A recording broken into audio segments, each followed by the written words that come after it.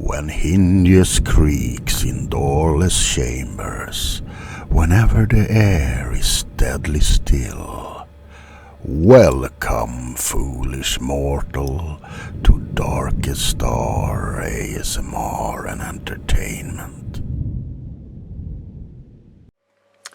Hi guys, this is Darkest Star ASMR and Entertainment. And finally, the day has come. I'm going to talk about TERRIFIER. And I'm going to have a beer with you. So this will be a friendly little experience, I hope. So, I've been a horror fan for as long as I can remember. I remember being a little kid living in the city, and I saw an ad in a newspaper for Nosferatu. I think it was the 1922 version, and I really wanted to go see that, but the age was setting to 15 years, so yeah. The first horror movies that I watched at the meager age of, I think I was 6 or 7, was The Shining and Lucio Fulci's House by the Cemetery. So I've been pretty much grown up on horror. In 1984 something really amazing happened. I happened to watch A Nightmare on Elm Street, Wes Craven's classic slasher starring Robert Englund as Freddy Krueger. And I fell in love with the character. I thought he was mischievous, he was scary, and he had a lot of charisma. And I've already watched the Friday the 13th series and the Halloween series, and I love both Michael Myers and I love the Jason Voorhees. But no one hit me like Freddy Krueger did. Until now. Now I was in the kind of like balancing or bouncing if Freddy Krueger still was my favorite slasher. But given the time that has passed since he made a new movie, and the quality of many of the sequels, I love A Nightmare on Elm Street Part 1, 2, no, not 2. I don't dislike it, but it's not one of my favorite. But I like A Nightmare on Elm Street Part 1, 3, 4. The rest is kind of like meh. But anyway, I have to admit that my new favorite slasher movie icon is Art the Clown.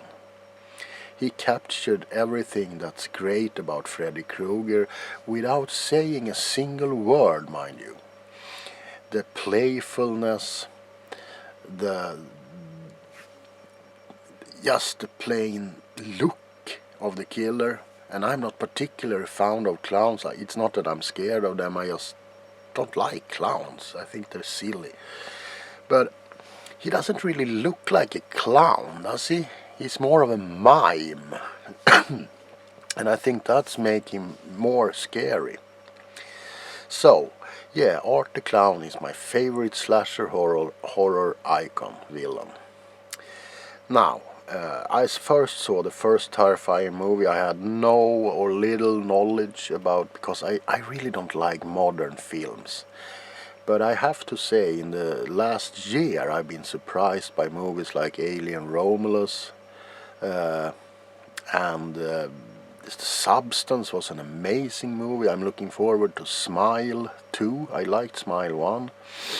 So there have been a lot of good movies recently. But I had no knowledge about Art the Clown, All Hallows Eve, which I think was the first movie he was in prior to 2 short films. One was actually called Terrifier, and the other was, I think, The Ninth Circle. But I heard that it was a bloodbath, so I picked up a cheap DVD of Terrifier 1, and I loved it. Or, no, I don't think I really loved it. I thought it was entertaining, and I could truly see the potential of Art the Clown in that one. But to say that I thought it was an instant classic is a little bit too much. Then came Terrifier 2 with the introduction of Laureen Lavera as Sienna, and I fell in love. I didn't see many flaws with that movie, actually, and people were complaining about that it didn't give any answers, really. I mean, we know Art the Clown is supernatural after he blow himself away in the end of Terrifier 1 and being resurrected. And okay, this is going to be spoilers from now on, so if you don't want spoilers, turn the video off. And something that I didn't really understood the first time, it was that I actually read it on the internet that the little pale girl is the demon that resurrected Art. I didn't think that came out as clear, you know. It actually took me some time to figure out that, okay, the little pale girl is a demon who resurrected Art at the end of Terrifier 1. I don't think that was translated very well. Now, of course, it is. Everyone knows that. But at the time, I didn't really thought about it that much. I just thought he was kind of, I don't know, supernatural, I guess. And another thing that I have to bring up, because this is a little lengthy video, so I just talking to you as fellow horror fans here. In the beginning of Terrifier 1, we see Art the Clown in his home, or something like that. He's getting his makeup on, and it clearly shows that it's a guy with human colored skin who puts on the makeup, which gives me a little question. Was Art the Clown kind of like disfigured or just misshapen? Because when he puts on this makeup in the beginning of Terrifier, he still has the witch nose, the cheekbones. So that's a little odd, isn't it? Was he just ugly? Maybe that's why he became such a sadistic killer, because people mocked him for looking like a witch. I don't know. Just something to ponder, I guess. Anyway, I love Terrifier 2. And of course now we have Terrifier 3. Which, oh my god, this is hard. I don't know if it's better than part 2. I have to watch it again. Or if they're equal, or if they're simply just, I don't know, but I loved it. If I would grade Terrifier movies, I would give the first one a 3 out of 5, the second one a 5 out of 5, and the third a 5 out of 5. So it's hard for me to like choose a favorite of these movies. Anyway, Terrifier 3 picks up, or it doesn't really pick up. The first scene is kind of like 5 years in the future. I have to watch again.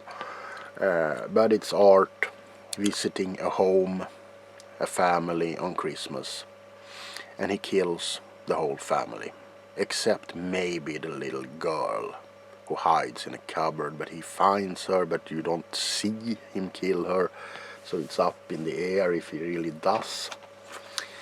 Anyway, we are then showed what happened at the end of Terrifier 2.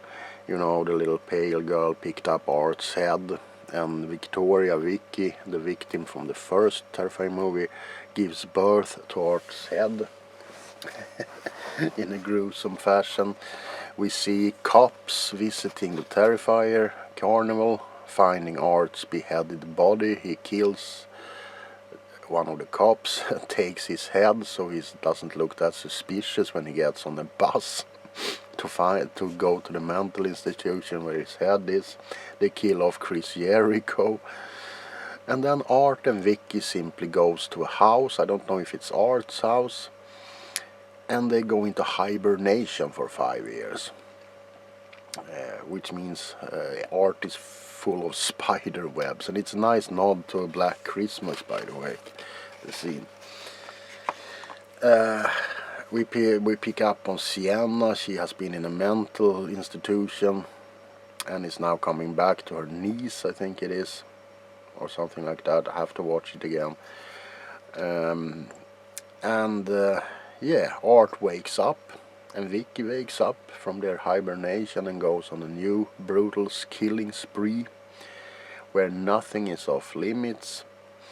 I'm pretty sure there are hundreds of channels out there on YouTube describing the exact violence and everything in this movie, so I won't go into details. I'm just going to give you a quick synopsis of the murders.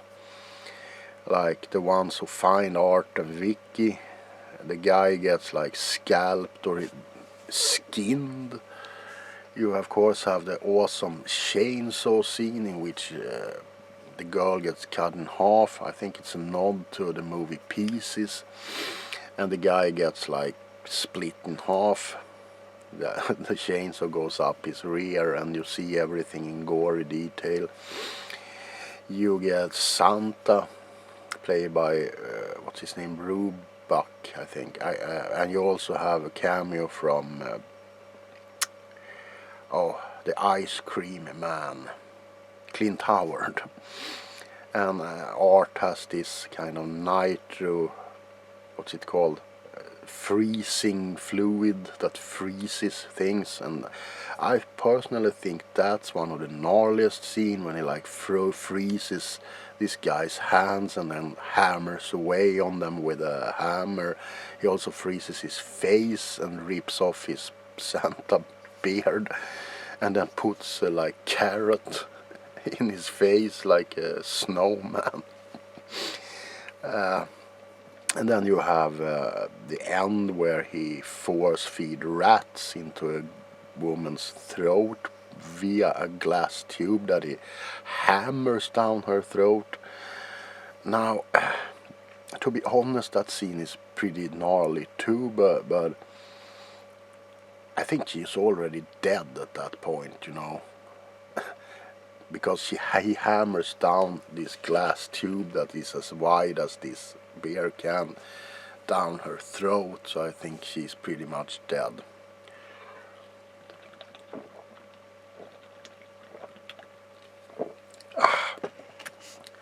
And then we have the climactic scene between Art and Sienna, where she kind of stabs him with the magic sword from part 1. She also kills off Vicky, the Vicky demon, which bleeds acid, I think, and opens a portal to hell, in which her little niece Gabby falls in with the sword. So I guess Art and Sienna will battle it out in hell in the 4th part of this franchise, which I'm looking forward to, because, and I hope Damien Leone, the director, goes this route, because can you imagine Art and Sienna in literal hell? The torture, the blood, the gore in a dimension that's basically just set up to torture people. It could be amazing. I'm not a religious guy. I actually am pretty opposed to religion because I've seen how much torture and pain it has brought into this world. But as a setup for movies, I think it's extremely interesting. It's good against evil, and as I see it, religion is a fantasy. Some people unfortunately think it's real. But as a movie concept, I'd love to see angels battle demons with swords and holy magic and shit like that. I think it's amazing. So yeah, I'm looking forward to Art's return. There are some points or some people have theories that Art has lost his immortality at the end of Terrifier 3 because the Vicky demon is dead. But I'm not so sure, because in the end we see a beaten Art goes on a bus, and he sits opposite this woman who actually reads a book called The Ninth Circle of Hell, and he looks up at her and he beeps his little horn, but he still has the demon eyes. So if he were human, wouldn't he have gone back to like looking like a human? I think she didn't kill the demon. I think she killed the vessel of the demon, but the demon is still pretty much there. It just doesn't have a body anymore, so I don't think Art is back to being human. Now, is there any minor things that I didn't like with Terrifier 3? To be honest, I can't really put my finger on anything that's negative. I think Jonathan, Sienna's brother, should have been given a little larger part. And also, it's insinuated that he's killed off screen, because in the end we see a skinned skull. And Art put Jonathan's glasses on it just to freak out Sienna, but since it's off screen and he was a pretty big part in both part 2 and 3, I think it's a cop-out. I don't think Jonathan is dead.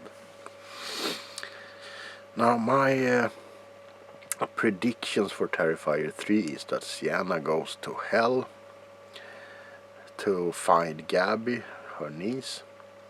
And I think it would be a cool idea. I don't know. I know that Damien Leone won't watch this video or any other associated with Terrifier. But here's a little something I would love to see. I would love to see Sienna going to hell to find Gabby. But in hell there's no concept of time, so Gabby has actually grown up to become a full-fledged demon-hunting warrior, because she has the sword. So they team up to take on the hordes of hell with Art as their general, so to speak. And as I said, hell is literally a place for torturing people, so the gore could be immense. And thinking about how much money Terrifier 3 has made in just a week, I think the budget will skyrocket toward to Terrifier 4. I hope that it doesn't go too mainstream. Art has to be able to break boundaries and to do sick shit. But I don't think that's a problem.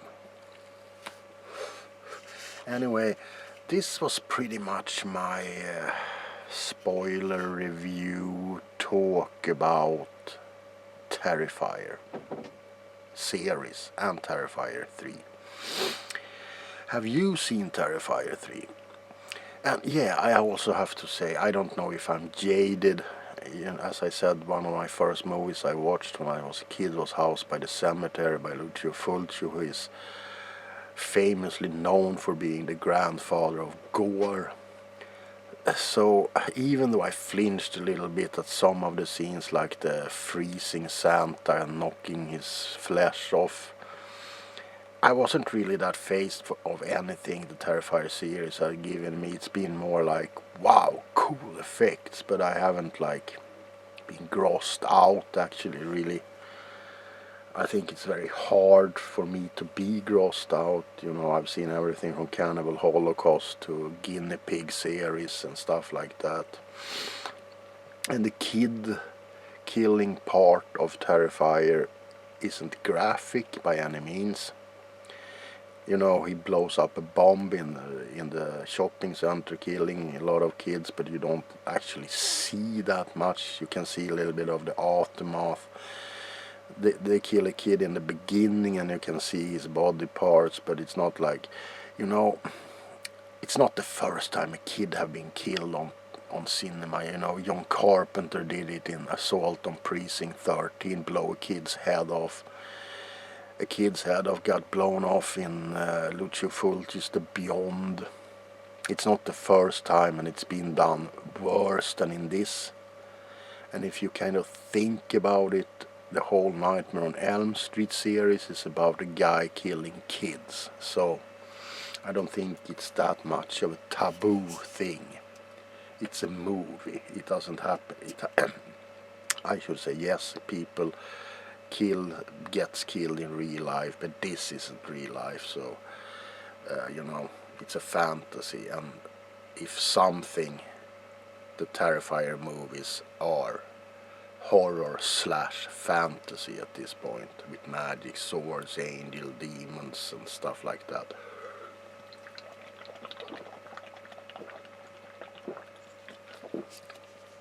So this might be a new series, Beer and Movie Talk with the Duke. If you like this video, please give it a thumbs up, subscribe to the channel, of course, if you feel like I do interesting stuff. Now I'm going back to sleep, because it's actually 3 AM in the middle of the night when I'm doing this review. I will see you guys in the next video. I love you guys. There can't be any light without darkness. Good night. Come to me, don't be afraid. You will do as I say.